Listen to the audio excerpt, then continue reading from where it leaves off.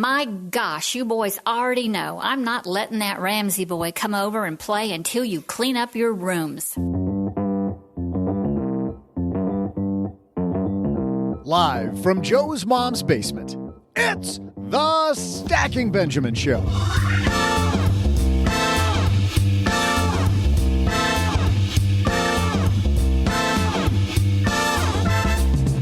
I'm Joe's mom's neighbor, Doug, and what should you do in the 5 years before you retire? Even if you're not quite there, we'll cover what it takes to build up to and then prepare for your big day with the author of the hit book, now in its second printing, The 5 Years Before You Retire by Emily Guy Birken. Plus, how are people doing building wealth? We'll cover the Charles Schwab Modern Wealth Survey with the Vice President of Financial Planning of Schwab, Rob Williams. And later, Mac is looking to turn his brewing hobby into a business. What does he need to know? Well, I'll tell you this, Mac. If you need a taste tester of your fine beverages, it's this guy right here. And then, of course, I'll share some of my stellar trivia. Oh, hey, and people, it's also leave the office early day, so let's not dilly-dally. Now, two guys who you call the dilly and the dally of this podcast, it's Joe and O-J-J-J-G.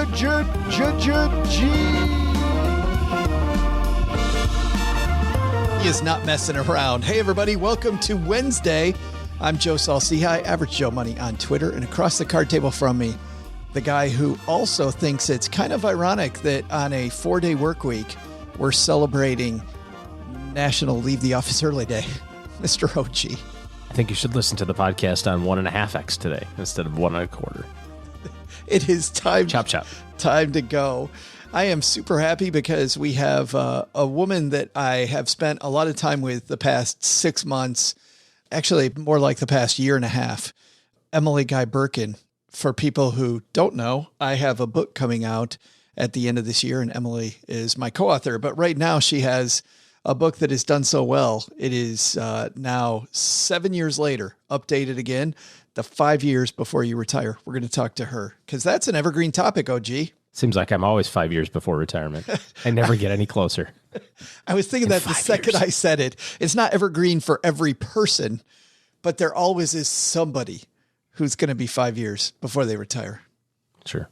Rob Williams from Charles Schwab also here. But first, well, Stackers, if you pay off your credit card in full like you should, you want to hear something amazing? Discover matches all the cash back you earn on your credit card at the end of your first year automatically. There's no limit on how much you can earn. How amazing is that? In fact, it's even more amazing because of all the places Discover is accepted, 99% of places in the U.S. to take credit cards. So when it comes to Discover, get used to hearing yes more often. Learn more at discover.com/yes. 2021 Nielsen Report. Limitations apply. Well, I was listening to a great episode of Talking Real Money the other day called Is All Debt Bad? And like all the episodes, these guys are so great at teaching money to people, no matter where you start, that OG and I highly recommend the show. My friends, Don McDonald and Tom Cock, these guys have been with not just Talking Real Money, but media about finance for a long, long time. Don started way back in 1988 with Business Radio Network as one of the first national financial talk show hosts. And Tom was the former host of Serious Money on PBS. There's over 600 episodes for you to binge on. They come in all varieties, shapes, and sizes. In fact, looking through the list recently, All Debt Bad, which I loved, A Little Here, A Little There, which is about small changes that can make you big bucks over time. Discussions about crypto and the crypto crash recently, who you should trust. What about risk and the importance of actually adding risk to your portfolio, something that I think a lot of people don't think about. So give them a listen. Wherever you're listening to us now, Talking Real Money, you're going to get straightforward, honest advice on building the wealth you need for a more secure future. It's at talkingrealmoney.com, wherever you're listening to us here, or we'll have a link on our show notes page at stackingbenjamins.com. All right, star-studded lineup. Rob Williams from Charles Schwab, Emily Guy Birken, 5 years before you retire. So let's get into our headlines. Hello, darlings. And now it's time for your favorite part of the show, our Stacking Benjamin's headlines. We don't often talk about other podcasters on the show, but there's this podcaster a few people might know named Dave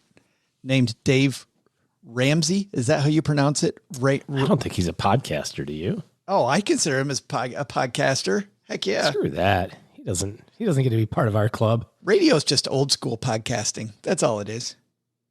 He wants to be like us. That's why they turned it into a podcast. Yeah. But I think this is important. Headline yesterday in Investment News, written by Bruce Kelly. Dave Ramsey bids bon voyage to timeshare-Exit advertiser and all its baggage. First of all, have you heard these timeshare-Exit advertisements all over the radio? As I do not listen to the radio, no, but I do know what you're talking about, because on occasion, when I feel like I'm a little too full of myself, I listen to a little Dave Ramsey, and he reminds me what kind of a tool I am and puts me in my place. So sometimes you got to get knocked down a peg. That's what I use it for. There's a little motivation in there too, but I do know what you're talking about. I know one of those advertisers is, because timeshares generally are like boats, right? Like the two happiest days is boat are the day you buy it and the day you sell it. The same thing with the timeshare. It's like sometimes, most of the time, I guess. Sometimes, most of the time. Well, that's what I want to talk about is this whole issue of the timeshare people that get you out. These are groups of attorneys that have figured out ways to get you out. They advertise a high success rate. However, I have seen other reports that show that the amount of time that they can get you out is a lot less than they say on their advertisements. Is it something like getting you out, or is it just like reselling it? No, they get you out, and they get you out sometimes based on the sales practices that were used to get you in. I see. Oh, this is a different thing then. Yeah, they'll find loopholes in the paperwork. Bruce Kelly wrote, beloved by financial advisors who do business with his organization by paying for potential client leads. Some people may not know that either, that people can sign up and get paid by Dave Ramsey to get leads from him for people that call in. Hold on. You do not get paid by Dave Ramsey to get leads from Dave Ramsey. You pay Dave Ramsey. In order to get leads from Dave Ramsey. I want my cake and eat it too. I like the other way better. Exactly. Me too. If Dave Ramsey could pay me to take these people. All right, Dave, fine. I'll talk to some of your clients. Dave Ramsey stepped into some controversy last year when an advertiser who promised consumers freedom from burdensome timeshare real estate contracts was sued by the state of Washington.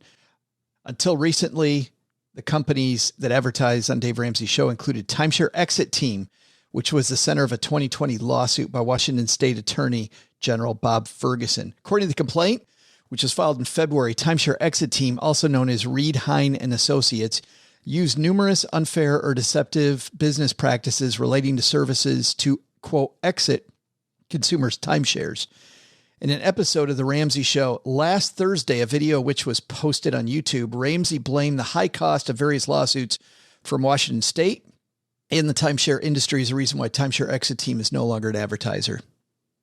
The company has gotten more than 20,000 consumers out of unwanted timeshare contracts, and while hugely successful, is facing millions of dollars of legal fees and may be running out of cash, according to Ramsey. Their deceptive sale practices were better deceptive sales practices than the timeshares? Is that how they got them out? Like, ours are more deceptive. Therefore, you're out. It's deceptive getting into a timeshare, and it's deceptive getting out of a timeshare. You're deceived all the way around. It's full-on deception. They're full Decepticons. Well, the piece doesn't explain what the deceptive practices are. I've read other pieces in the past, OG, that say that the amount of times that they can get you out is actually lower than they promised, but then also the size of the fee that they take to get you out, it might be better to stay in the timeshare contract than to get out. Let's talk about this. You know, people talk about timeshares as bad. Do you think a timeshares is bad? I think it's like an annuity. It may be bad or it may be good. I mean, I know tons of people, and I know you do too, that are in love with their Disney vacation club. Like they would. I know people in the Marriott system that love it as well. Yeah, they would never go anywhere else. And then there's some that aren't great. You know, I mean, it has to suit you as an individual. It's no different than if you're going to, you know, we're talking about housing prices, right? And redoing your house or buying a vacation home or whatever. And that's all the rage right now. And you start thinking about that and you go, okay, if I'm going to buy a vacation home, not rent it out, it's not a rental, this is just for my family, and friends. And here's the price that I can afford. The bank says I'm good for it. And here's the monthly amount. And here's the like all that stuff. Like, if you remember going from a rental to a house, it's not just the payment, right? You got to mow the grass and shovel the snow and vacuum and, pick up leaves. You got to do all sorts of stuff at another place that you do at your place. But you really like the lake, and so you want to do that. And then you add all that up and you go, okay, that's $1,500 a month. You can go on some pretty nice vacations for $18,000 a year. Every year until the end of time. And so you really have to be committed to a certain idea or a certain thing. And if your thing is Disney or your thing is the Westin in Scottsdale and you're like, that's our place and we love it and we love everything about it and we never want to go anywhere else, then it can work out well for you. But you have to remember that when you sign up for these things, they're not trials. They're there for a reason, and they've been successful selling these timeshares for a really long time, right? So you got to really love it, I guess. I don't know. I don't think it's right for us, but I have thought about the Disney thing. Like when you go to Disney, you're like, yeah, I could go here all the time. This is pretty awesome. And I know when you go on vacation, and that's the point. They get you to the Westin in Palm Springs, and you're like, yeah, I could, this would be cool. But do you really want to be there all the time? I don't know. I totally agree. Let's talk about a couple things though, G. This is not the cheapest way to travel. It is not. And if somebody sells you on this and they're horrible salespeople, because the commissions, just like with annuities, the commissions to the salespeople are high. And it's the big problem in the industry that the commissions are so high and the sales practices, because they build so many of these things and they pressure salespeople to make the sale, right? And that's where you hear things about them holding onto your coat and you can't get it back until this 1 hour presentation, which ends up being 4 hours, finishes. Those sorts of practices put a huge black eye on it. I think the other thing that's kind of funny is, could you imagine, I don't know how you would respond, but I've thought about this because we get the letters, little postcards like, come visit our hotel. It's only $400 for an entire week. Bring your family. And the little asterisk that says, you must attend. You got to attend this thing. And so I've called them and I'm like, well, what are they like? And same thing. They're like, well, it's an hour and both spouses have to be there. I'm like, I can sit for an hour. Right. But I would totally at the 1 hour and 0.0001 second mark be like, bro, my hour's up. You this is what you bought and I'm out of here. Like, I wonder how many people are just so intimidated. And I know that's part of the thing, right? They're so intimidated by, I don't want to make a scene. Right. I don't want to be the guy that gets up in the middle of the thing. Like, get up and walk out. It's like going to an MLM thing or something. I've told the story about the time that I was working with a mortgage broker when I was a brand new financial planner. They encouraged us to have all these relationships, right? Get centers of influence. And so I had this mortgage guy that I worked with. He goes, hey, come to this thing with me.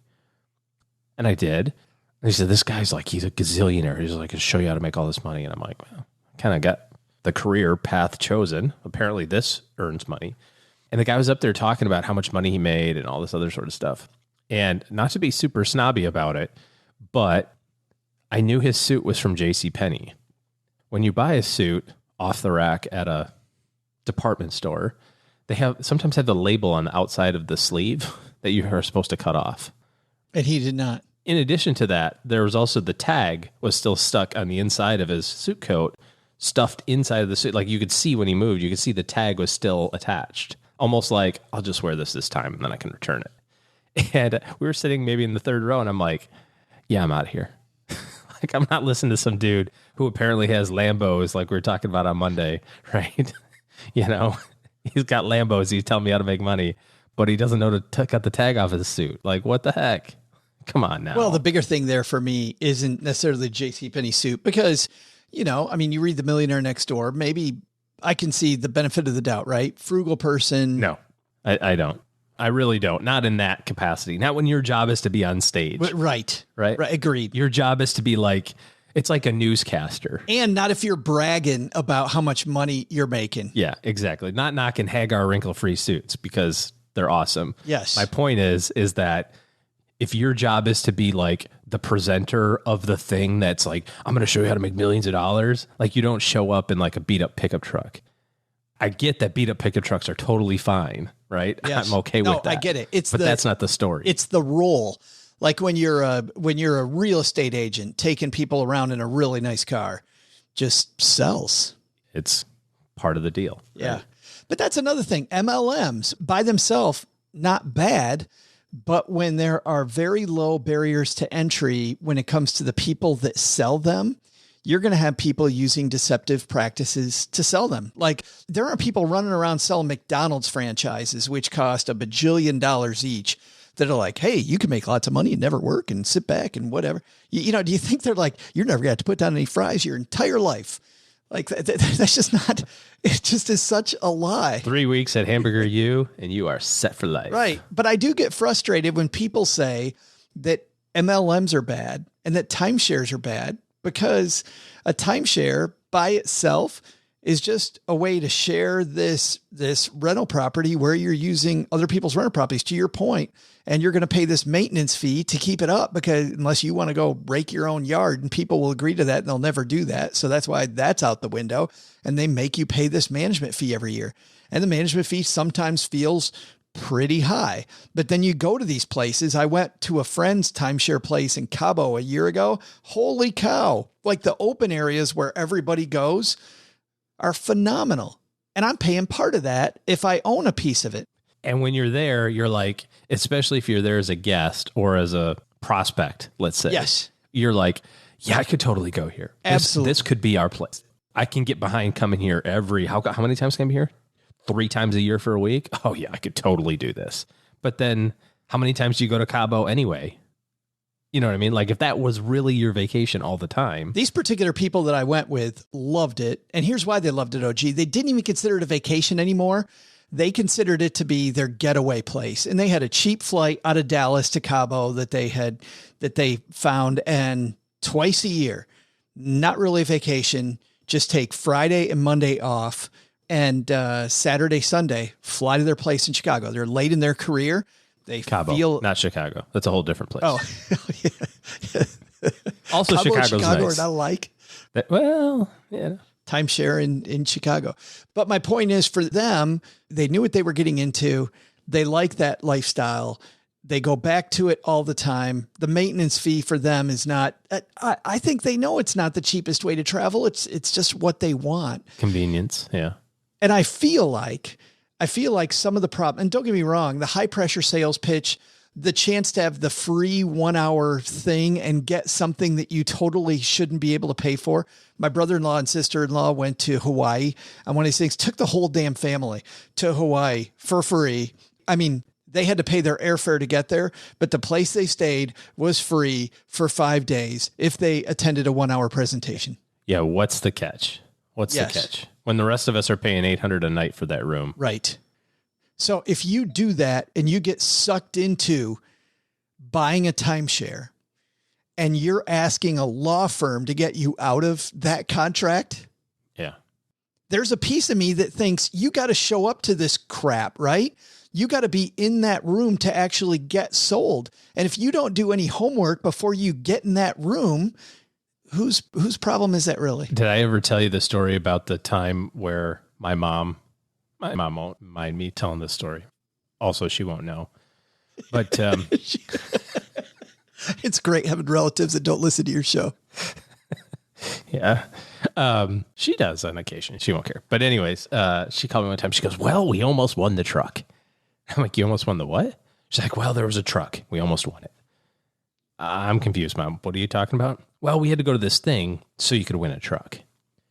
I'm like, what? You went to like a car dealership? Are they having a raffle or something? She's like, no. It was like a campground thing. Go to the campground thing, listen to it. You win a free truck. I'm like, but you didn't win the free truck though. No, we were close. We were like one number off. It's like the raffle ticket where it's like 768 439. And you're like, damn it, I was one off. It's like, no, you weren't.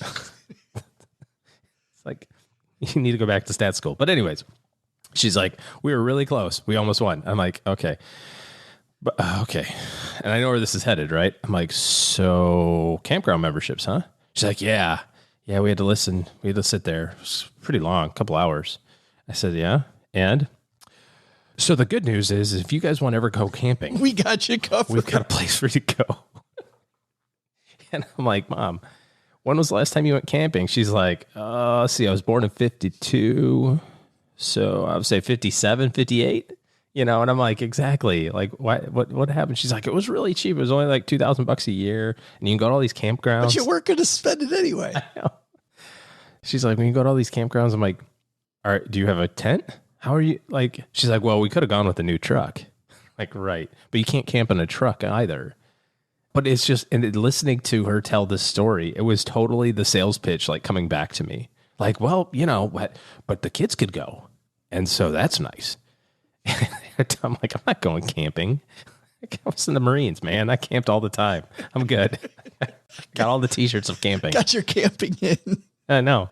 So, yeah. So it was like 5 years. They were committed to it for like 5 years. I think, by the way, OG, camping can be a hell of a lot more fun than the camping you did. Just saying. Well, maybe, but Uncle Sam ruined it. There's a whole different camping culture that you've never been exposed to. If all your camping you don't was walk out into the Marines. desert and like dig a hole in the sand and Camping may have changed. sleep in your clothes, go fight bad guys in your free time. That's not that's not the camping that you guys do. Can you see people doing that at the Jellystone campground? The KOA Jellystone. Humping all your gear. You got like 60 pounds of crap in your bag. What's that? Well, that's in case we get in a gunfight. It's called a machine gun. The whistle at 0 dark 30. They're like, Grandma, what the hell's going on? We got to form up, kiddo. Charlie in the Wire. Like Constantine Wire before you go to bed. Yeah. Glory days. Oh, Anyways, boy. So, hey, if you're sitting at a timeshare and you want to leave, if you're still in America, just walk out. Like, there's really nothing anybody can do. So if they keep your coat, like you said, so what? Go get a new coat. It's a hell of a lot cheaper to get a new coat than it is a timeshare. So go get 10 new coats. Or the MLM presentation the same way. I hear people rip on MLMs and rip on timeshares. And there's a piece of me that thinks, okay, yes, the sales practices of some of these things. But I know people in both of those industries have been very successful, enjoy the products, like it. But it feels much more like they knew what they were getting into. They knew what they were getting, and they weren't buying the fact that you're getting something for free. Speaking of not getting something for free, something that ain't free is wealth building. You actually got to put some money away. Rob Williams from Charles Schwab has some great data, OG, looking at wealth building in America. Wealth building, by the way, makes things feel like they're free because your money's earning the money and you don't have to, which is awesome. Let's say hi to Rob Williams. Well, some exciting news. Charles Schwab just released its 2021 Modern Wealth Survey, which is an annual examination of how Americans think about saving, spending, investing, and wealth, something that all you stackers and I can appreciate and we're trying to do. And here on My Dad's Shortwave to walk through it with us is my new friend, Rob Williams, Vice President, Financial Planning at Charles Schwab. How are you, Rob? I'm good, Joe. It's great to be here. Thanks. I'm super happy you could be with us. Well, let's dive into it. I don't know if you know this, but we had a pandemic the last year. I don't know if that affected you and the people around you as well, but are we optimistic coming out of this or are we pessimistic coming out of it? Yeah, yes, I did notice, and so many people have. I mean, this has really been quite a year and a half, and we did do this Modern Wealth Survey to ask 1,000 Americans exactly that question. How are they thinking about savings, spending, and investing in wealth? And this year, we asked a lot of questions about how they're feeling about sort of their finances as we emerge from the pandemic. And we are seeing a lot of optimism. The country's beginning to reopen. There are a lot of new investors into the market. So overall, the study does show that they're feeling optimistic about the job market, the stock market, as well as their own personal finances. Now, clearly that may not apply to everyone. We know there's a lot of folks that are still having a challenging time, but overall, it seems optimism is certainly rising. As I look through this, Rob, it appears that people are, and we've done stories about this already on the show, but man, people really are hoping to be social again. And maybe our budget thought should be around how we re-add travel and restaurants back into the budget. Yeah, that's what we saw. I mean, half of the people in the survey said they want to get back to spending and living like they were before COVID-19. And a lot of them say that they really want to increase their spending. They want to travel more. They want to socialize more, vacation, et cetera. I get it. I feel the same way. And hosting a party for the first time. So all these things, they've been waiting for that. But the other flip side of it is that what we see is a lot of them, this was a big crisis, and often that causes people to rethink too. So there was a lot of saving and sort of focus on maintaining and nurturing healthy financial habits as well. So that's an interesting balance that we see folks working through, is they want to get back to living, but they've also seen that there are other things than just spending that are important to them. That's really good news. I know that you also look at what people feel like when it comes to being wealthy. And I wanted to highlight this because you had a really big change in the number people thought was true wealth. Yeah, that is really interesting. And this is the 5th year we've done this study. And it's one of the questions we do ask is, how much money do you feel it takes to feel wealthy? The outlook for the folks we surveyed was revised pretty significantly this year. It was down to what's still a pretty high number. What they said on average was $1.9 million was what it took to be wealthy in America. And that's still, double the average net worth of the average U.S. household, but it's $700,000 lower than it was last year. So in 2020, just prior to the pandemic. So interesting finding. I think we see that people are sort of looking at other aspects of their financial health, not just the dollar amount, what it does for them, mental health, other issues, not just the dollar sign there in terms of what their household net worth is. Do you think that was the change? We're looking at wealth in a more holistic view. That's why the drop? Yeah, I think so. I mean, that was one of the big takeaways is we talk a lot about planning, and I'm sure you all do as well, is that most people focus on the planning side of their finances after big major life events. And we've all collectively experienced a huge major life event. So it's understandable that folks would sort of take a look at what is my money doing for me, not just the dollar amount. We're encouraged to see that because we encourage people to take the time to create a plan, not just accumulate wealth. So yeah, we are seeing that folks are talking a lot about sort of better money habits, how to invest smartly. And that's really a trend that I think COVID has brought on for a lot of folks that we talk to. I want to ask you 2 more questions about your role looking at financial plans. Number one is, do you think that the basics have changed, Rob? Any of the fundamentals have changed? And then second, for somebody who's just getting started, what's probably the key fundamental to begin with when you're building your plan?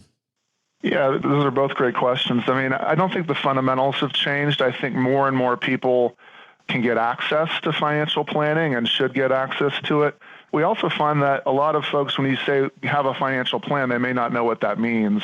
They have different definitions. They have different visions of what that might entail, or sometimes they think it might mean that I'm going to talk to someone, they're going to tell me I'm not doing the right things.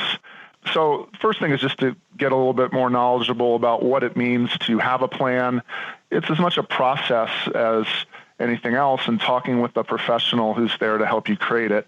And we do hear a lot of folks say they have a plan, but only 33% of the folks we surveyed have it written down. So that's really an important part of this, is to write it down. And then 42% of the folks in the survey say that they didn't write it down because they didn't think they had enough money to merit one. So those are a couple of things we'd encourage is you can get access to a plan, write it down, get a financial planning professional to help you do it. And the fundamentals of planning haven't really changed. It's just making sure you sit down and do it, and then, of course, follow it. I love this idea. If it's important to you, no matter how much money you have, it seems like it's important enough to write down. Yeah, I mean, we all say we have a plan. We all manage our finances each day, and the question is, are we doing it well? Or the other is, a plan helps you stay when there's shocks to the system. When we go through major life events, that's what we found in the survey. It causes people to re-examine and sometimes overreact and react in ways that maybe that they shouldn't. And certainly if they've been prepared with an emergency fund, with insurance, that sort of thing, they can stay invested, et cetera. So, we just encourage anyone, any of the listeners out there who don't have a financial plan, use this as a time to to consider one. At Schwab, we launched a Schwab plan, which is a free digital financial plan that for our clients last year, and we've seen 25,000 people complete plans. Oh, cool. And it's a really good place to start. That is cool. And you beat me to the punch, big guy. I was going to ask you if you might know of a place with resources, but you beat me to it. How do people find that planning tool? Yeah, you can find the Schwab plan as well as a number of other planning tools and resources at schwab.com. Pretty easy to navigate from there to the Schwab plan, and you can start that on your own. You can get help with a financial professional as well. There's different types of plans, but go to schwab.com. That's a great place to start. Well, Rob, thanks for taking a few minutes out of your busy day to chat with us about financial planning. And I was so happy to see the optimism in the survey. I think that, there's still a lot going bad, but that's some maybe good news on the horizon. I agree. Thanks for having me. Big thanks to Rob Williams from Charles Schwab. Some good numbers there, OG. So we've got wealth building in America going pretty darn well. More people 401k millionaires. That's great. Isn't it interesting too? People think that being wealthy is a smaller number now than a year ago. I just want to go back to that because it just makes me feel like so close. Maybe we learned some lessons during the pandemic. Like wealth means a lot of different things than we thought. But big takeaway from today, OG? Well, I kind of said it when we were wrapping up the timeshare thing. I think just be in charge of yourself. If you feel like you want to participate in something, participate in it. If you don't feel like you want to participate in it, don't. There might be some repercussions, right? You may have to pay a fee, or you might have to pay for the hotel stay or whatever, but that's okay.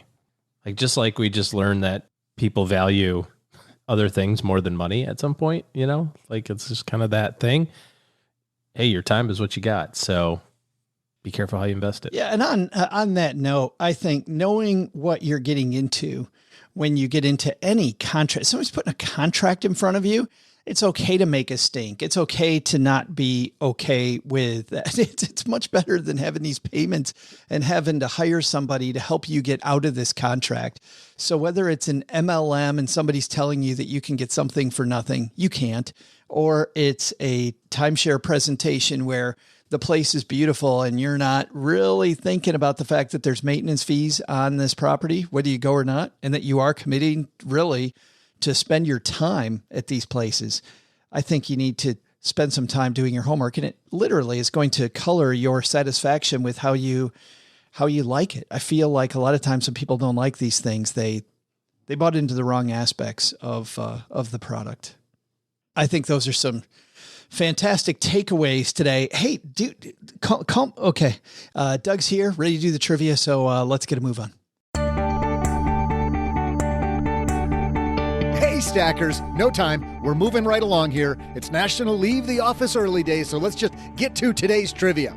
On this date in 1928, Velveeta cheese, best cheese ever, was created by Kraft. So the question is, what is the most popular selling type of cheese in the U.S. today? I'll be back quick so I can blow this popsicle stand.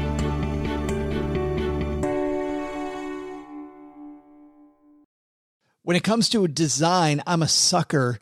I'm such a sucker for good design. In fact, I have this Mickey Mouse coffee mug that I bought the last time we were at Disney. By the way, just days before they closed. And it was funny. Then they were kind of keeping people a little bit far apart and sanitizer all over the place. But what I know now, I don't know that. I'm pretty happy that nothing happened there. And I was also at a conference at that time, but that's not why I'm talking about this. The design of this mug with Mickey and some headphones and clearly listening to the Stacking Benjamin Show podcast while he's drinking a $5 latte is exactly something I bought because of the design. And when we look at design, sound design is something I know a lot about, but I think our designs for the Stacking Benjamin Show all over the place are really good because of Canva Pro. Canva Pro makes things next level for us because it's easy to use. It's this design platform and has everything that we need to give us this lift and make us look far more professional than we are. So whether you are a professional designer, if you're just getting started, Canva Pro can help boost you and your team's productivity and creativity. It's a quick, easy, and affordable way to design whatever it is you need. No matter what you're creating and sharing, Canva Pro's got everything in one place, including this collection of 75 million premium photos, videos, audio, and graphics. Plus, Canva Pro comes with time-saving tools that simplify and speed up the creative process. You get all this and more in just one Canva Pro subscription. My favorite feature is all of the templates that come with it that allow us to do some of the things that I've learned through Skillshare classes and through master classes about leveling your design and about having this clear view of left, right, center, or sometimes being off center on purpose, but knowing when to do that, when not to. I'm not that skilled at yet, but I'll tell you what, these Canva Pro templates that I can start with can give us a clear place to begin. So there's no idea too big or too small for Canva Pro, whether you're somebody who's in charge of the Little League board minutes and you want to dress those up, or you're somebody that is in charge of the investing club, or maybe you've got a few of those things, or at work, you're someone for a small business that needs to look like a big business like ours does. You'll design like a pro with Canva Pro. Right now, you can get a free 45-day extended trial. 45 days extended when you use the Stacker promo code. You'll go to canva.me/SB to get your free 45-day extended trial. That's canva.me/SB, canva.me/SB. Want to hear something amazing? Discover matches all the cash back you earn on your credit card at the end of your first year automatically, with no limit on how much you can earn. How amazing is that? In fact, it's even more amazing because of all the places where Discover's accepted, 99% of places in the U.S. that take credit cards. So when it comes to Discover, get used to hearing yes more often. Learn more at discover.com/yes. 2021 Nielsen Report. Limitations apply.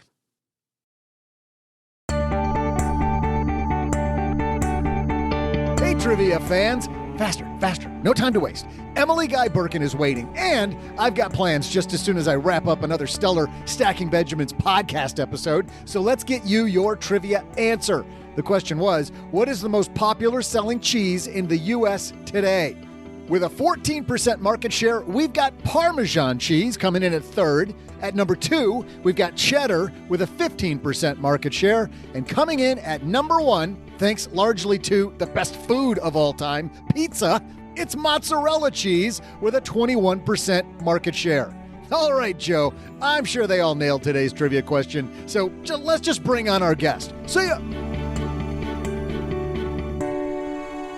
Thank you, Doug. We are not going to rush our way through this show, but let's introduce today's guest, Emily Guy Birken. Never heard of her. Getting ready to come down to the basement. But this topic, let's talk about why we wanted to talk to Emily. When it comes to retirement planning, OG, as you know, there is so much to know. There is so much to know. It isn't just about saving money. That's a great place to start, but there are also strategies with how you save money. Do you save it into tax shelters? What types of tax shelters do you save it into? There is so much to know about government benefits. There's historically what's been called the three-legged stool of retirement, which is Social Security, defined benefit programs like pensions or annuities, and then the third, which is your savings. And then there's outside considerations, your house, your family. There is so much to know. And while Emily's book is called The 5 Years Before You Retire, I think that even if you're 25 years before you retire, understanding what some of these big problems are going to be so that you know what to focus on when it comes time to retirement plan is super important. A little bit about Emily and why we wanted to talk to her. Not only is she going to be my co-author in our upcoming book, Stacked, Your Super Serious Guide to Modern Money Management, which means Emily also is one of the funniest people that I know. We may not get into a lot of the funny today when we circle back to talk about Stacked. I'm sure we'll hear that.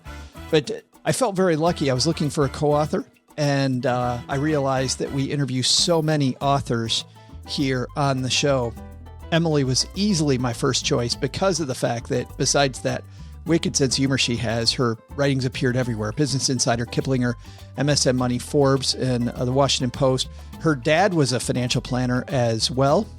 And talking about money management, something she's been doing since she was young. It runs in her blood. So There is obviously a reason why Emily's book, The 5 Years Before You Retire, is now updated 7 years later. Let's say hello to Emily Guy Birken.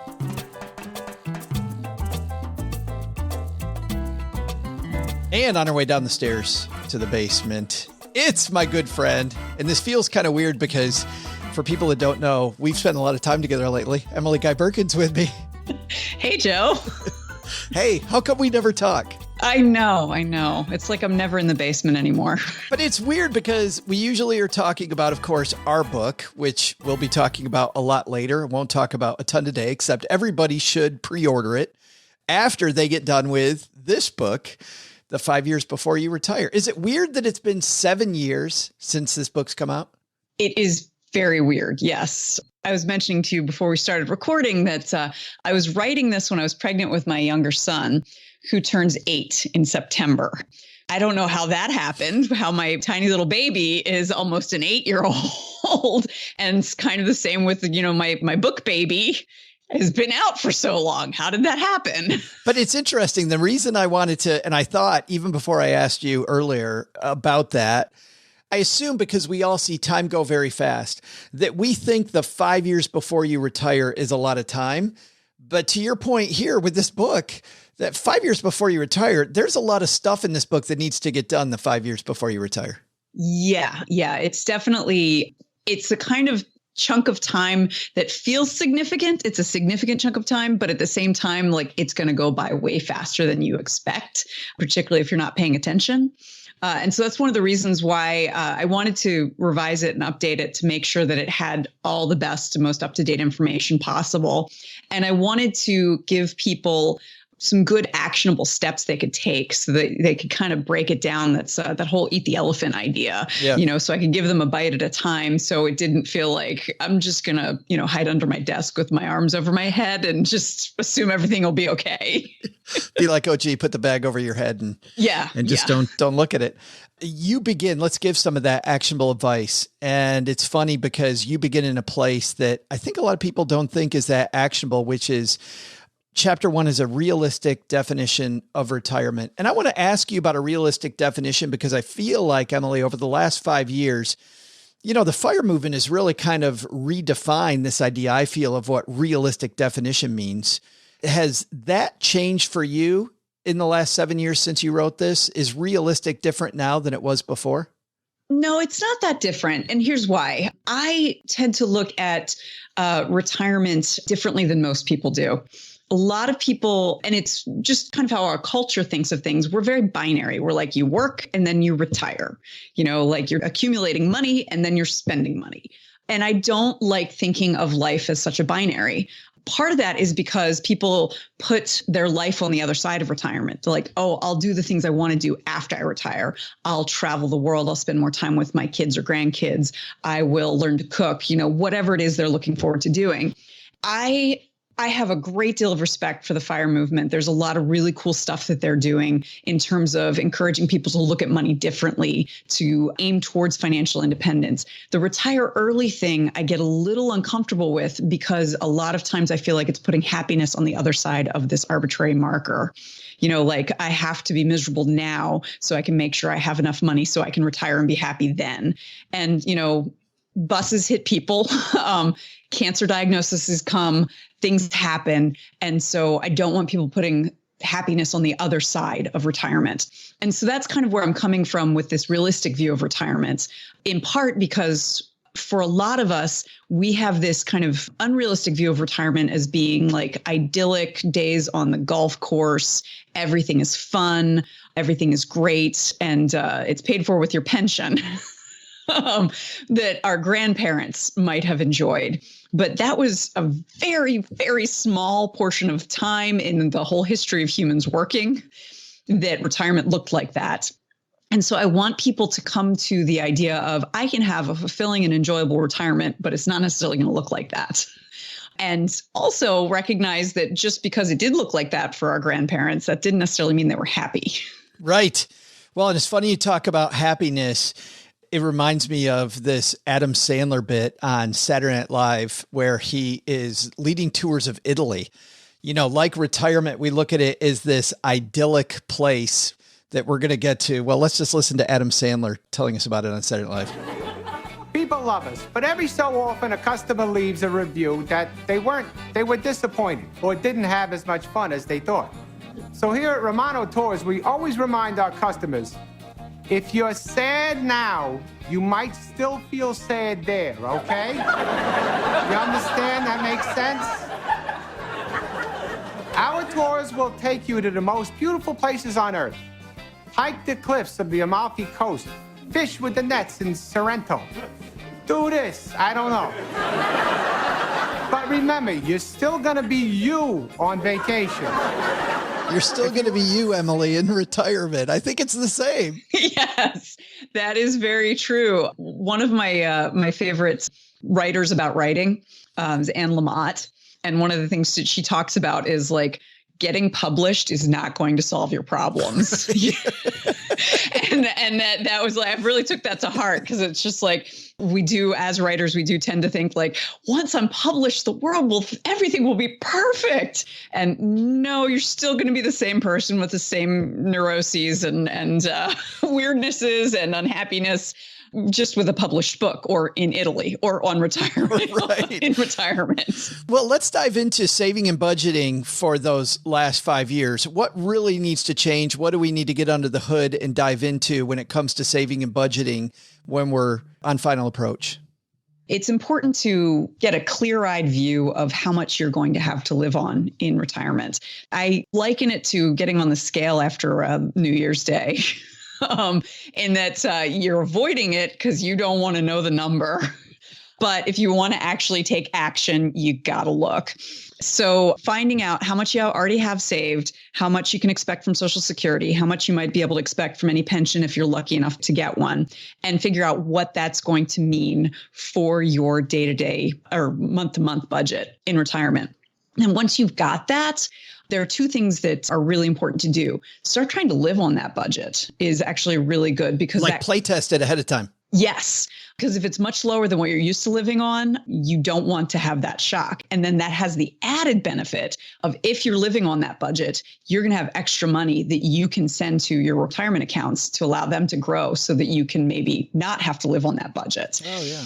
And so that's something that a lot of people have trouble doing. It's hard to get into that mindset. But if you're thinking ahead about those things, it's going to be a lot easier than like being used to a certain standard of living and then all of a sudden it falls off a cliff. I love that advice. I also love it for our stackers out there that are thinking about starting a family. When I was a financial planner, if somebody was going to either move to a bigger house, have a bigger mortgage, have a child, like try to look at those expenses ahead of time and automatically save that money to get it out so that you feel the tightness.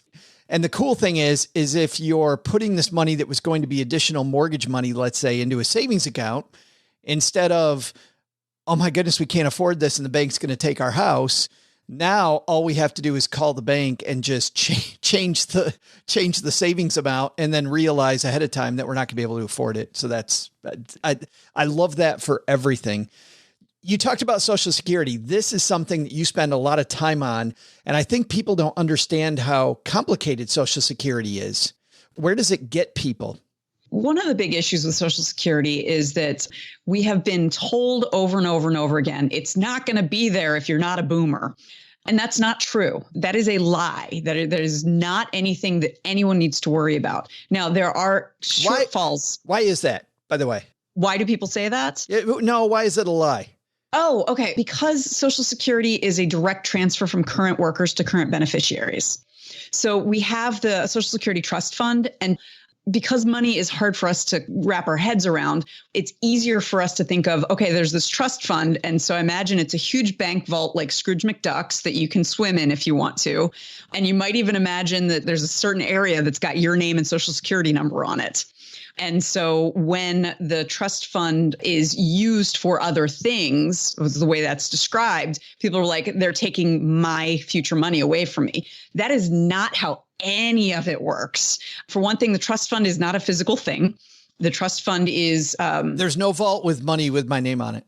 There's no vault with money with your name on it. That is hashtag spoiler right there. I don't like that. I want a vault with my name on it, Emily. I know. It's if you think about it, that would make no sense because not only is it a security risk. I mean, you remember Goldfinger and Fort Knox. Sure. It's also a risk to loss via inflation. And so the money in that Social Security trust is actually loaned out with the full faith and confidence of the U.S. government, which is about as clear as you can get that that money is safe and earns interest. So when people are saying things like they're raiding Social Security, that's not what's happening at all. In the same way that if you put $1,000 in your savings account and the bank makes a mortgage loan to someone and uses money from all over, including the $1,000 in your savings account, they have not raided your savings account. It's simply earning interest for the bank. And if you go and say, I want my $1,000, you will get it. So, and that's something that it's because money is what it is. It's so amorphous. It's kind of an idea we all share. We have trouble wrapping our heads around it. And then you get in Social Security, the idea of retirement, the sense of being vulnerable. And then you get people making political hay of it. And there's this sense that like, oh, it's not going to be there for me. And so that leads people to doing things like, I'm going to take my Social Security benefits as early as possible to make sure I get the most out of it. And that's the worst possible option unless you absolutely need to have those benefits to keep the lights on. What's the cost of taking it early versus taking it later? Is there a percentage cost that's calculated? It's like 8% a year. 8%. So I'm losing 8%. Wow. Yeah. That's a lot of money. And the thing about 8% a year is while the market has historically done about that or a little bit better, it's not guaranteed. So if you take your benefits the minute you turn 62, you're going to lose the difference between what you were supposed to get minus 8% a year to 62. So that's between age 66 and 67. And then once you reach your full retirement age, which is 66 or 67 or thereabouts, you'll get that full benefits. And if you wait until age 70, you get another 8% a year. So you can get even more. So this is the gamble that everyone should take.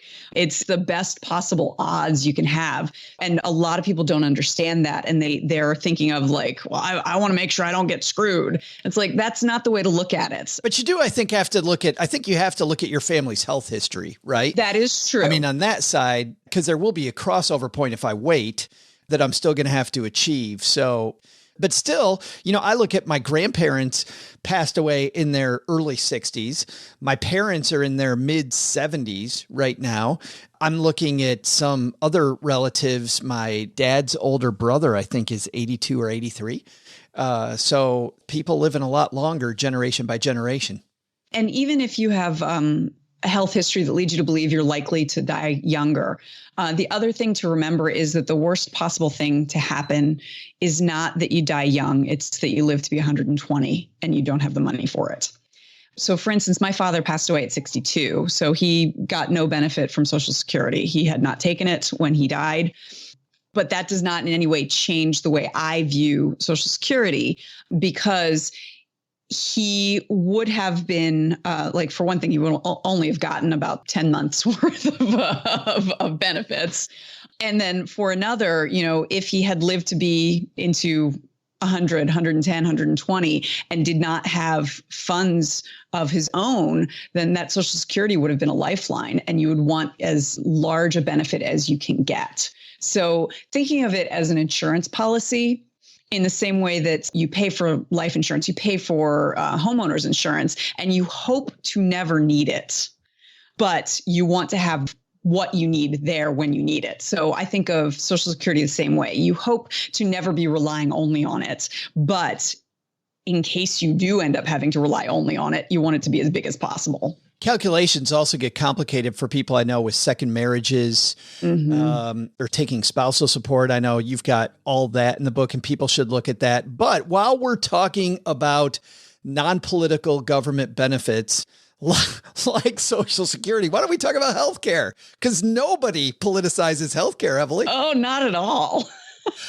This, though, I know when I was a financial planner, this was a huge dilemma, and it is in your book, too, a big dilemma. What do we do around healthcare? What are some of the thoughts? So healthcare is a big, scary thing about retirement. Fidelity does a study every year where they calculate the amount that a 65-year-old couple will need for healthcare for the rest of their lives. So in the most recent year, which I believe is 2020, it was calculated at $295,000. Which is a lot. And the important thing to remember is that they're 65-year-old couple, meaning they're on Medicare. So that is with Medicare. There is an important caveat to the Fidelity study that I make sure to tell everyone when they start breathing into a paper bag after I give them that number. And that is Fidelity, because of the way that they have to do their math, there's no way around this. They assume that once you start ailing, it's going to be a slow slide to death. Rather than the reality, which is like you recover, you come home, things are better, you're your normal, vigorous self again for a while. It's just a longer slide to death. Yeah, it's a longer, slower slide to death. We're both fun at parties. At least with each other. Yes. Right. Everybody else is on the other side of the room. Like, look at the nerds in the corner. So that's one thing that I tell people to be like, it's okay. It's okay. You don't need to freak out quite yet. But the thing is, healthcare is going to be a major cost in retirement, and it's not fun to plan for, like the cost of travel or the cost of visiting grandkids or any of those things. And it's difficult because there's a lot of stuff that we don't know. We don't know if there's going to be expansions of Medicaid. We don't know if there's going to be changes to the Affordable Care Act. We don't know a lot of things. So the best that you can do is plan for the costs as best you can and take good care of yourself. I mean, taking good care of yourself, eating, getting adequate rest, eating healthy foods as much as you can, exercising as well as you can, quitting smoking and that sort of stuff is financial planning. Which is just, as someone who really enjoys Swiss cake rolls, that is not something I like to know. I blocked out all that stuff you just said, and I want another donut. There's no way. That's crazy talk. Every author I talk to has something that, as they were researching, as they were writing, surprised them. What surprised you when you were diving into this, either initially or revising it? I think the thing that surprised me, like kind of the in between when I wrote it the first time and when I wrote it this time, was my view of long-term care insurance. Long-term care is non-medical help that you might need for the long term. And so in particular, for someone who has like Alzheimer's, long-term care is a serious issue because you may be perfectly healthy other than the Alzheimer's, but you need help with bathing, dressing, mobility, eating, those sorts of things. And Medicare doesn't cover it. That's the first thing that is like, whoa. Yeah, it does not cover long-term care unless it is medically necessary. So at the time that I wrote the book originally, I was just a year out from my mom having been in a medically induced coma because she'd gotten pneumonia. It took her quite some time to get back. She had to have physical therapy. She had to have long-term care things. My mom's a big believer in insurance, but because she was a small business owner and because of some health problems, she had never been able to qualify for long-term care insurance. So I was very much rah, sis boom ba, long-term care insurance when I first wrote the book. In researching for the updated version, it became very clear that long-term care insurance is not necessarily the slam dunk that I believed it to be in 2013 as I was writing the book. And that's because the cost of long-term care insurance keeps going up. It does not have quite the infrastructure of a marketplace that life insurance does. So it's a lot harder to shop around and find various options. So they have determined that it is only going to be financially viable for something like 30 to 40% of people. For everyone else, it's going to make more sense to self-insure, meaning you have enough money to cover any long-term care you need, or plan on drawing down all of your assets until you qualify for Medicaid, which does pay for long-term care insurance. So that was the thing that really kind of opened my eyes, changed my mind about how things should be. The thing that's frustrating is that I like to think about insurances in terms of magnitude, and the ones that are the most expensive are the issues you should pay attention to most, right? Like a lot of people through work have accidental death and dismemberment insurance, and I have no idea why. Because if you've got a desk job, you might get a paper cut.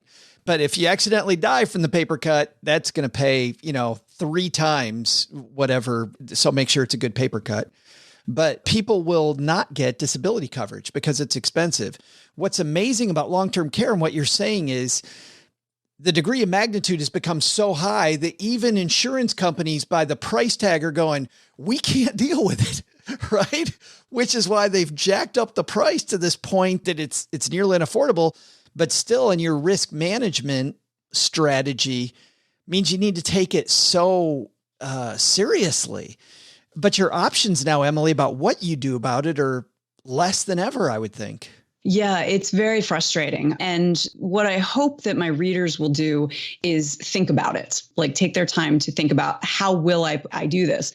They have done studies as to exactly who is going to benefit most from long-term care insurance based on how much they have. And they've determined that people with a nest egg of around 400,000 to about 1 million or so are going to be the best served by long-term care insurance because of how much they have in assets, and it will be worth the cost if they ever need long-term care insurance. And there are ways to reduce the cost, recognizing that most long-term care occurs for a maximum of up to 3 years. So having coverage that only lasts for 3 years, having a longer period before you're covered can all help reduce the cost and make it affordable for those with that 400,000 to $1 million nest egg who are the ones who most need it. That makes so much sense because it integrates your savings more, you self-insure more, which means you're bringing the cost down. But you're still going to have sticker shock. Like Emily's, even when you do that, there's still going to be what? But that still means the magnitude of covering this or figuring out your strategy is so important. The book is called The 5 Years Before You Retire, Retirement Planning When You Need It the Most. Washington Post on the top of the book says it's the best book to read at age 60. I tend to disagree for you stackers because if you're in the FIRE movement and you're thinking about retirement at 45, this would be the best book to read by age 40. And I would think even by 35. So just knowing what the issues are and how they're changing, no matter if it's important to you to retire early, get on this early. And I'm assuming because I see it in every bookstore, it's available everywhere, Emily. It is available everywhere books are sold. Where finer books are sold, right? Emily, Guy Birken, I think we're going to be talking a lot coming up. Next time we talk, it'll be about our project. Yes, it will. Thanks for hanging out with us and congratulations on 7 years later on this book. Thank you very much. I appreciate it. Huge thanks to my buddy Emily for talking so much. Oh, gee, so much to know when it comes to retirement planning. When it comes to not just what Emily and I talked about, but overall, what do you think is the number one? Oh, this is such a hard question. What's the number one thing somebody needs to know when it comes to retirement? The number one thing. I would say that the number one thing is that there's still time. The biggest problem that people have is they get to whatever age and listen, not everybody started when they were 25, right? I didn't put money in my Roth IRA in 1998. And yes, I wish I would have, but I didn't. So that can be discouraging. And so there comes a point in time where you're like kind of in your 40s or 50s and you go, yeah, there's just, oh, well, I guess it's just not for me. It's like, no, you still have 20 years. You can do it. That's the message that I think a lot of people need to hear. Yeah, I absolutely love that. And it's such a great cap on the discussion that Emily and I had. I think that's good to remember. You can't go back, but you certainly can start today and have something. Hey, let's throw out the Haven Lifeline, OG, and tackle some of life's most important questions. Our friends at Haven Life Insurance Agency, they put what you value first. Getting out of here. I just love the fact that on a 4-day work week, get out of the office early. So great. And what's funny is that this is actually a really long day of work for us. For real. It is true. So that we can spend more time later, though, than with our loved ones. And that's why buying quality term life insurance has been made actually simple by them. If you go to stackingbenjamins.com/Haven Life now, you'll get a free quote. You'll see how simple the application is, much simpler than those old school applications with pages and pages of data that nobody looks at, nobody needs. Affordable prices, All policies issued by their parent company, Mass Mutual, though, more than 160-year-old insurer. So not only are you getting the best that fintech, insurtech has to offer, but you're also not dealing with a startup company that might not be here tomorrow, backed by a 100-year-old plus company. Let's say hi to our friend Mac here. Throw out the lifeline to him. Hey, Mac. Hey, Joe and OG. It's Mac Brewing here in Chicago. Hey, so I was wondering, what did the bottle write on its postcard? Wish you were beer. But So, hey, this basement is really starting to smell like you know what. I've been brewing a lot of homebrew here over the past few years and was considering making my hobby into a small business. Wanted to get some advice from you guys on everything it takes to start up a small business, what I need to be thinking about in terms of, potentially making this a viable thing. I'm in a pretty saturated market here in Chicago, so I know location's going to be big. Really would appreciate any advice you guys have. Cheers. All right. Thanks for that, Mac. And Mac, I think, has a second career, which is in comedy. Yeah. maybe not. But OG, your thoughts on everything that it's required to start a business? Yeah. Gosh, there's so much to do here. I think thinking about it exclusively from the money side of things, there's all the other criteria as it relates to the type of niche that you're in. Like you said, location and product and all that other sort of stuff, not to mention licensing and God knows what else if you're trying to sell booze. But just purely from a money standpoint, I think that your life will be a lot easier if you do two things. Number one, keep your business separate from your personal life. And that means go get a business bank account, go get a business credit card account. Yes, I know that you're like, maybe you don't qualify for a business credit card. Maybe like you call up Amex, they're like, no, your business isn't big enough for us. We don't care. Then just have a personal credit card that is only used for business.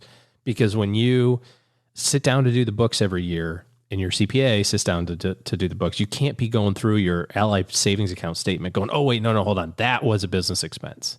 That one right there was.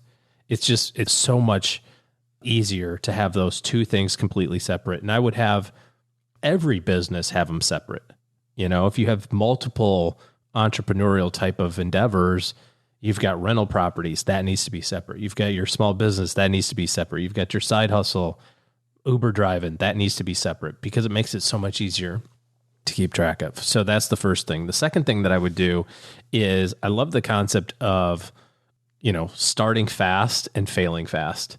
Just like get to it and try out the most viable solution that you can think of, get it to market and see how it hits. And you can do that without investing a ton of money and energy in retail space or huge equipment and all this. I mean, if you're doing it already, you know whether or not your product's good. So now try to see if you can sell it. Try to sell your product to your end user, your consumer. And you can do that in a really limited amount to see the viability of it. Our friend Dan Sullivan says, a check is what separates a conversation from a commitment. There's one thing to have your buddies over, and sampling your brew and going, yeah, this is really good. You go, great. It's $12 for a 6-pack. What do you think?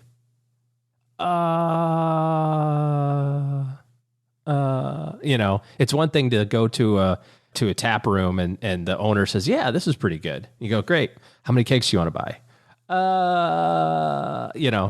And you want to see, is it good or is it good enough to buy? Is it good enough to sell? And you can do that in a really low quantity without investing a ton of money. Don't go buy the building, turn your block into a Sam Adams brewery, and then find out your beer sucks. You know what I mean? Like, find out it sucks first, if it's gonna, and then make whatever change you need to. If he's already been making this beer for a while, he already knows that it's good. I know, but there's a difference between it's good and I'll pay for it good. Yeah. Go get somebody to pay for it. See the difference between, hey, this is good and thanks for the free beer, and this is good and I'm really willing to write a check for it. If you're anywhere close to Kansas City, Mac, well, he's in Chicago, so he's a little ways from Kansas City. I really enjoyed the Boulevard Brewing Tour, but I enjoyed hearing about how the company was created. And what I liked about it was the marketing that they did. They actually went to a lot of the local bars just around the area where he lived and got them to start putting his beer on their menu. And it was just a local. Yeah, like a minimum viable thing, right? He just said, hey, I can sell it to if I can sell it to these 5 people, I can sell it to 500 people. But if I can't sell it to these 5, there's no way I can sell it to 500. Absolutely. It was just a local thing. And then it grew from there. But also it can be really good. And you and I know bunches of products that are really good, but if you don't have a good marketing strategy, nobody ever finds it. Yeah. And it's so hard to find your customer now. The biggest discussions I have online with people is how do you find your customer? Because people don't read the paper anymore. They're in various Facebook groups, or they're not on Facebook at all. They're not on social media. And if they're not on social media at all, and they're not reading the paper, how the hell do you find them? Like, how do you get in front of people? A letter drop circa World War II. That's it. They just letter bomb a neighborhood. Yes. Flyers from the sky. Rent a little plane with a little thing on the back of it that talks about your brew. But marketing your product is a heck of an issue. But you know what? I want to take this to the next level, OG. And I think Mac should think really hard about whether he really wants to do that or not. Because of the fact that I really agree. And this interview was a couple of years ago, but with Austin Kleon when he was on our show. And we'll link to this in the show guide. We'll also put the link in our show notes. By the way, if you want to get a guide to the show, stackingbenjamins.com/stacker. And we have not just what we talk about here, but all kinds of other related topics. So that if you're interested in the topic, we try to give you as much as we possibly can. But Austin Kleon said that things change dramatically when you go from something being a hobby. Like right now, Mac likes brewing beer. Once he turns this into a business, OG, it ain't about brewing beer anymore. Like at some point, if he's going to be successful, he's going to hire a brew master who actually brews the beer. Because he's not going to be able to stay on top of that and stay on top of customer satisfaction and stay on top of the people doing all the things. Like you at some point transition from the job of brewmaster over to business owner. Yeah, like the E-Myth concept. I mean, that's basically it. It's a whole different skill set. And for a lot of people, it turns your hobby into something that was beautiful and fun and great. And hey, your friends come over and you can hand them beers that you made. And how cool is that, right? Or if, neighborhood party or whatever, you're bringing over your beers and it's like the secret thing to you're running a business and it absolutely sucks. And you go from this thing that you love to this thing that you hate. And you get an email from a city that says, you don't have unemployment insurance in our town for your one employer. And now you have to buy it. And it costs more than the employee. But, there's that. Yeah. Yeah. So, and I think in America, and now I'm totally ripping off Austin about what he said in the show, but he said there's something in America right now where whenever somebody makes good cupcakes, we say, why don't you turn that into a business? Or somebody does, hey, you think about opening an Etsy store? You know what you should do with that? You should monetize. Like our brains immediately go to, that's great. Find a way to monetize it. And he talks about the power of not monetizing it. But if he's going to add on to all the stuff you said, OG, which I thought was brilliant, is this. You need a business plan. You don't need the type of business plan that the SBA talks about or the type of business plan that, that a banker wants to see where it's 500,000 pages and nobody's ever going to read it. To qualify for a loan, not even the bank that asked for it. You need a back of the envelope plan, right? You need a 3 pieces of paper plan that talks about how am I going to grow this business? How am I going to market it? That goes through some basic math about what's it going to take to be successful. And you have to be able, to your point, to OG's point, you have to be able to make the cost of the product less than, I think, 30% of what you're going to sell it for. It's going to be a big number. It's going to end up being a bigger number than you're probably comfortable with.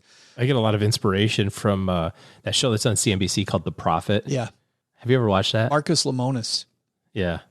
Some people really don't like him. And there's a lot of foodie stuff on their restaurants and that sort of thing. And one of the things that he's a big proponent of is you need to have that per unit cost be super tiny. If you're making cheeseburgers, you better be selling them for 4 or 5x what you're what it costs you to put a burger on the plate type of thing. Which also makes the great chefs even better than you think they are, because they are using the simplest ingredients the simplest ingredients. He doesn't do a lot with the best chefs in the world. No, he doesn't. and you made reservations at Alinea once. They're not shy about their price either. But I'm all for Stacking Benjamin's branded beer. Maybe we can work something out with Mac where we get some branding rights. I think so. Good stuff. Thanks for the question, Mac. Congratulations on starting the business. If you've got a question for us, stackingbenjamins.com/voicemail. And we are very happy to take your question. And if you're brave enough to leave us the voicemail, we'll also send you a Haven Life Greatest Money Show on Earth t-shirt. Well, that's going to do it for today, OG. Just a few things. Number one is I got a note yesterday from Megan off of our show guide. And she was talking about Monday's show, said, great episode as always. Wanted to drop a line of thanks regarding one of your show recommendations from a few episodes back. I watched F1 Drive to Survive, and it was amazing. Previously, I'd never been into racing stuff, but post-watching this, I'm in awe. Such an interesting peek behind the curtain. Hope you're having a great day, Megan. Thanks for the note, Megan, and I'm glad you like that show. Even if you're not into racing, that Formula One Drive to Survive is so much about the people. If you like documentaries about business and you also want to bridge the gap between what Corey LaJoy talked about on Monday's show, OG, and kind of what all of us live, I think that look behind the curtain at F1 Drive to Survive on Netflix is a good one. Thanks for that. Also, thanks to everybody who's left us a review of the show. It's so important to OG and I that if you like the show, that you go on and review it and give us 5 stars, because as you know, if you go to restaurants, you look at the reviews, people look at the reviews. And if they see a lot of people with 5-star reviews that love the show, we really, really appreciate it. Here's 5 stars recently from CTR83, stuffing myself silly. I thought 3 episodes a week would be too much. There wouldn't be much difference between them, but like coleslaw out at a summer barbecue, that hurts, CTR83. You got to stop that. These coleslaw things are driving me crazy, OG. I did that once, people. I did it once. You can make fun of me all day. I love coleslaw. And okay, it was 8 hours old, but I was kind of drunk. It was my birthday. It's actually my 50th birthday, all right? So at some point, OG, I think people might leave me alone. Hasn't everybody made a coleslaw mistake or two in their life? At this point. Haven't they? Come on. They keep me coming back for more. Shows are longer than most, but they keep it moving and they never feel like hour-plus shows. Miss Joe's transitions and self-written ads for the sponsors, as some seem pre-recorded now. Like any good host, they always serve up some yummy dessert. Most of ours are not supposed to be pre-recorded. Westwood One still, guys, just a little peek behind the curtain, sometimes struggles with the ad campaigns in this new era of dynamically inserted ads that I don't know if I love or not, but there's so much that I love about being a part of the Westwood One bigger network that, you take the good with the bad, OG. But it's been 99% great from where I sit. All right, that's going to do it for today. Last but not least, if you're somebody looking to hire a financial planning team and you are ready for great advice in your corner, OG and his team are taking new clients.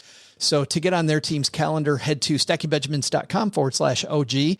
And that is the first step, getting on their calendar to have that first conversation about what it would take to have them interface with you to make better money decisions. All right. I think that does it for today. Enough dilly-dallying, Doug. We're ready for you, man. What should we have learned today, buddy? So, what should we have learned today? First, take a lesson from our headline. If it seems too good to be true, it probably is. Don't put money you can't afford to lose into risky investments. You might lose your money. Second, take a lesson from Emily Guy Birken. Any event takes preparation, but retirement? Maybe you should start planning well before the 5 years before you retire. But the big lesson? Why, when you tell people it's National Leave the Office Early Day, why do they get all chatty Cathy on you? You know what? Who wants to leave the office early when you got a job as good as this one? Maybe this should be National Enjoy the Office just a little bit more day. Hey, that'd be fun. How do we get a hold of these calendar people? To learn more about our guests and for more resources, you can head to our show notes page at stackingbenjamins.com. To better understand the steps you should take leading up to your retirement, check out Emily's hit book, The 5 Years Before You Retire, Retirement Planning When You Need It Most. And pre-order Emily's new book with Joe, Stacked, Your Super Serious Guide to Modern Money Management at stackingbenjamins.com/stacked. This show is created by Joe Saul-Sehy, produced by Taylor Stevens, and engineered by the amazing Steve Stewart. Online, visit us on Twitter at SBenjaminsCast or on our Facebook page. Special thanks to Dave Ramsey for dropping by the basement. Unfortunately, we ran out of time for his segment. Maybe next time, Dave. I'm Joe's mom's neighbor, Doug, and if you could only know what it really smells like down here. SB Podcasts may receive payment on the show from sponsors and guests in the form of books, giveaway items, discounts, or other remunerations. That's a big word. There's no way you take advice from these dorks, but like Joe's mom always says, don't take advice from people you don't know. This show is for entertainment purposes only, and before making any financial decisions, consult with a real financial advisor.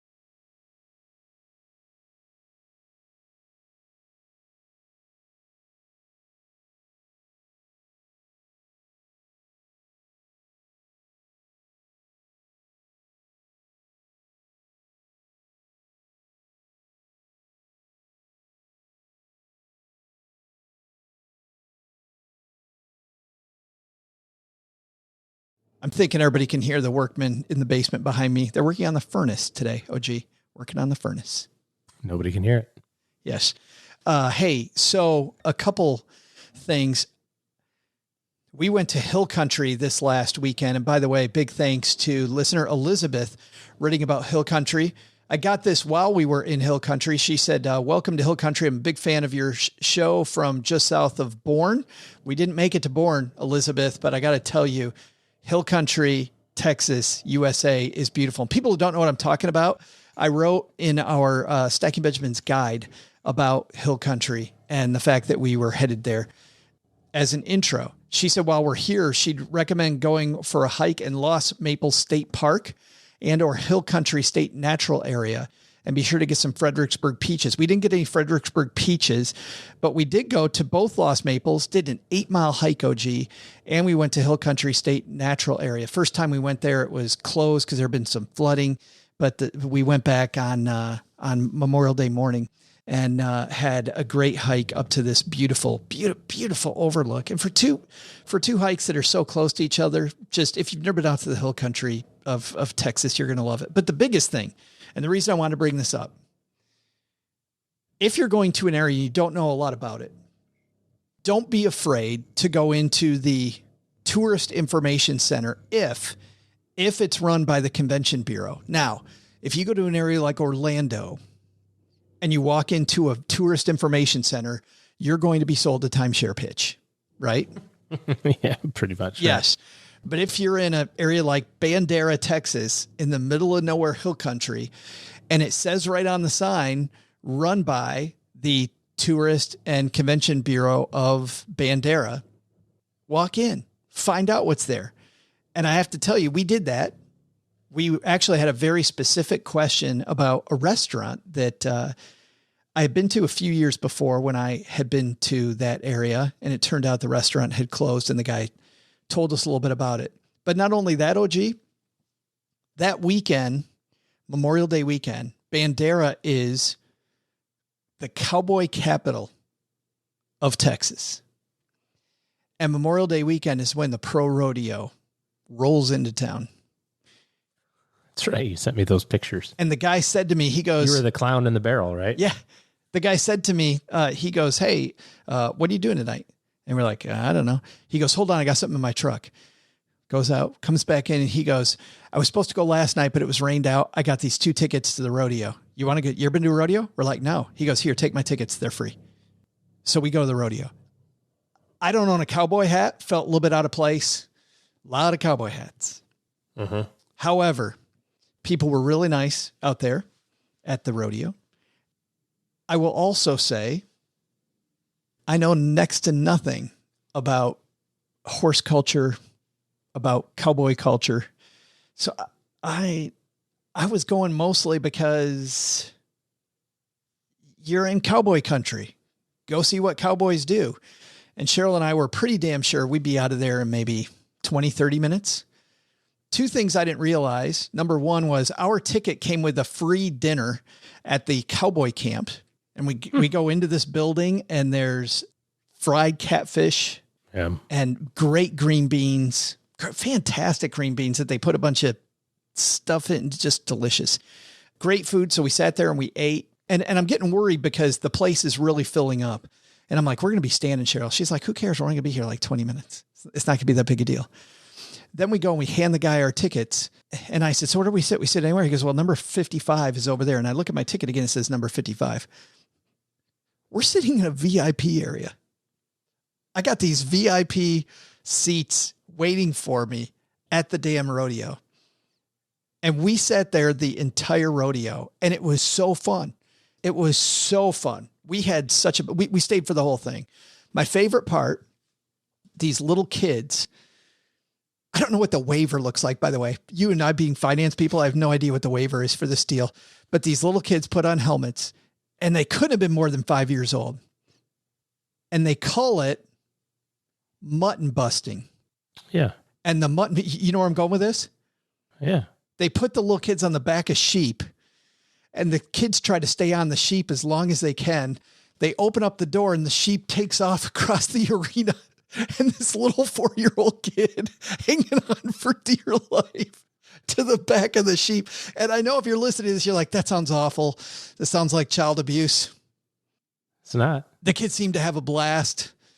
The sheep, by the way, after they threw them off, went across and they all hung out together. It's like, okay, I threw that kid. Now I'm going to go hang out with my buddy Tim over in the corner. You know, the mutton busting was amazing. They had another thing. It had rained all night long. It had rained all night long the night before. So the arena was very muddy. And they called out at kids 12 and under. And all these kids get in a straight line and they release 3 calves that have a red bow tied to its tail. And the first 2 kids that bring the red bow to the rodeo clown, first kid's going to get $20. Second kid's going to get $10. But watching these kids in a mud-filled arena, like thinking about my kids being that age, this one kid, his boots, he must have been 6 or 7. His boots were so deep in the mud that he tried to move and he couldn't get his boots to move. And so one of the cowboys had to go over and help the kid, like pick the kid up out of his boots, pick his boots up out of the mud, carry him over to mom standing by the side. It was, I don't know, barrel racing. So now do you get to say, it's not my first rodeo? It's not my first rodeo. It was, but it's not now.